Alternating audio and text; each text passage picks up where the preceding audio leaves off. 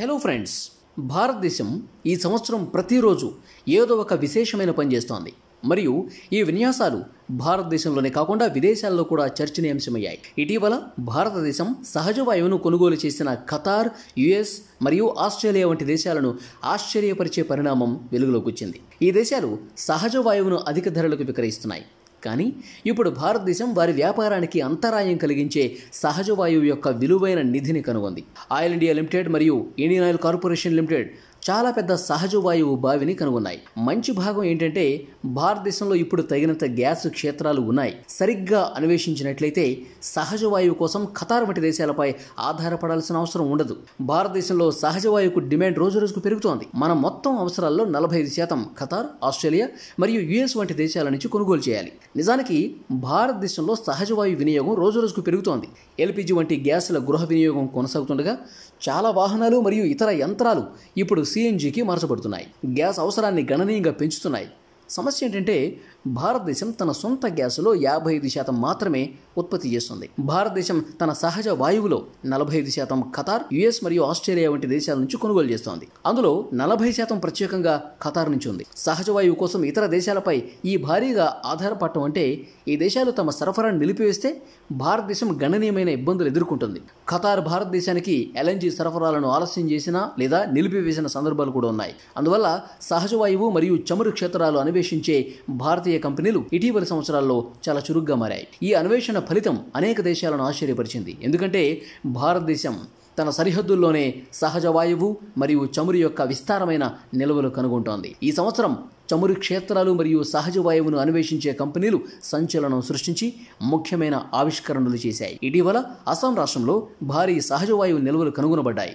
కొత్తగా కనుగొన్న సహజ వాయువు బావుల్లో సహజ వాయువు చాలా పెద్ద మొత్తంలో ఉంది. సరిగ్గా అన్వేషించినట్లయితే భారతదేశం ఇతర దేశాలపై ఆధారపడాల్సిన అవసరం లేదు. కొన్ని నివేదికల ప్రకారం కనుగొన్న సహజ వాయువు క్షేత్రం ప్రతిరోజు 6 మిలియన్ క్యూబిక్ అడుగుల గ్యాస్ను ఉత్పత్తి చేయగలదు. భారతదేశ గ్యాస్ అవసరాలు తీర్చడంలో ఈ క్షేత్రం కీలక పాత్ర పోషిస్తుంది. అస్సాంలోని తిన్సుకియా జిల్లాలో గ్యాస్ ఫీల్డ్ కనుగొనబడింది.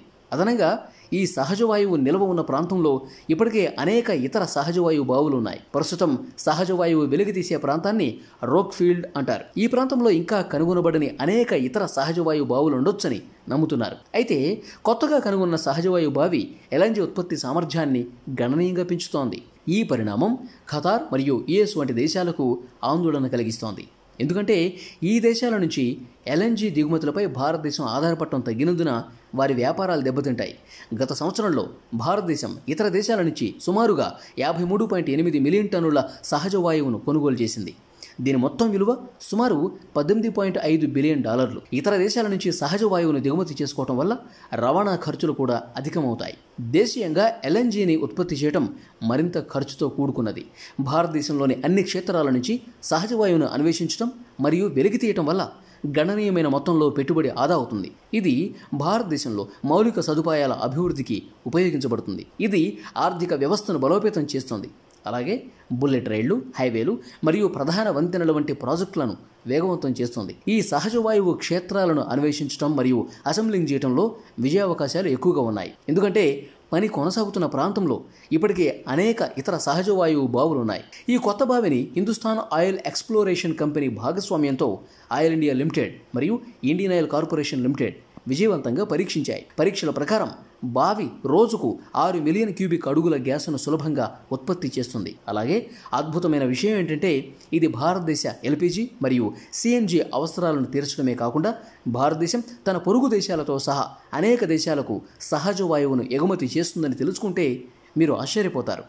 నేపాల్, భూటాన్, శ్రీలంక మరియు యుఏఈ వంటి దేశాలు కూడా భారతదేశం నుంచి ఎల్పిజి కొనుగోలు చేస్తాయి. భారతదేశంలో సహజ వాయువు లభ్యతతో ఈ వాయువులను ఎల్పిజిగా మార్చవచ్చు మరియు ఇతర దేశాలతో పోలిస్తే పోటీ ఖర్చులతో ఎగుమతి చేయొచ్చు. దీంతో భారత్కు కొత్త మార్కెట్లోకి ప్రవేశించే అవకాశం వస్తుంది. అంతేకాకుండా ఈ అభివృద్ధి ప్రాజెక్టులను పూర్తి చేసిన తర్వాత హిందుస్థాన్ ఆయిల్ ఎక్స్ప్లోరేషన్ కంపెనీకి ఈశాన్య మార్కెట్లకు నేరుగా ప్రవేశం లభిస్తుంది.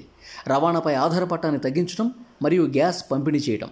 ప్రస్తుతం డిరోక్ ఫీల్డ్ దాని 2వ దశ అభివృద్ధిలో ఉంది. ఇందులో 3 కొత్త బావులు తవ్వటం మరియు దులియాజన్ వరకు విస్తరించి ఉన్న 35 కిలోమీటర్ల పొడవు పైప్లైన్ వేయటం వంటివి అభివృద్ధిలో ఉన్నాయి. ఈ అభివృద్ధి యొక్క లక్ష్యం గ్యాస్ ఉత్పత్తి సామర్థ్యాన్ని రోజుకు 35 మిలియన్ క్యూబిక్ అడుగుల నుంచి రోజుకు 55 మిలియన్ క్యూబిక్ అడుగులకు పెంచడం. భారతదేశం యొక్క చమురు మరియు గ్యాస్ అన్వేషణ కంపెనీలు వారి కొత్త విజయాలు మరియు భారతదేశాన్ని స్వావలంబనగా మార్చినందుకు అభినందించడం మర్చిపోవద్దు. సమాచారాన్ని వ్యాప్తి చేయడానికి ఈ వీడియోను మీ స్నేహితులకు షేర్ చేయండి, లైక్ చేయండి. ఇలాంటి మరిన్ని ఇన్ఫర్మేటివ్ వీడియోల కోసం మా ఛానల్ని సబ్స్క్రైబ్ చేసుకోండి.